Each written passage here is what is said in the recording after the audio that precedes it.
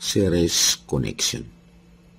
Series connection refers to a configuration where components are connected end-to-end in a single path so that the same current flows through its component.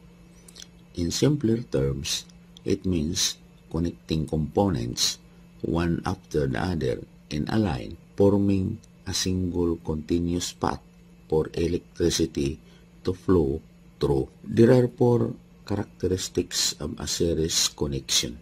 Number one, there is only one path for current to flow from the power source through its component and back to the source.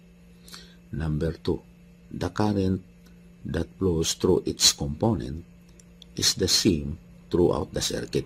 This is due to the fact that in a series circuit, current encounters its component in succession and the flow of charge is constant.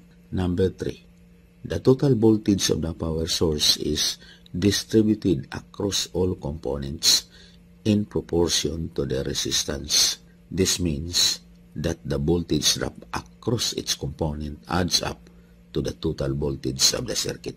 Number four, if one component in a series circuit fails, the entire circuit becomes open and stops functioning because the current flow is interrupted.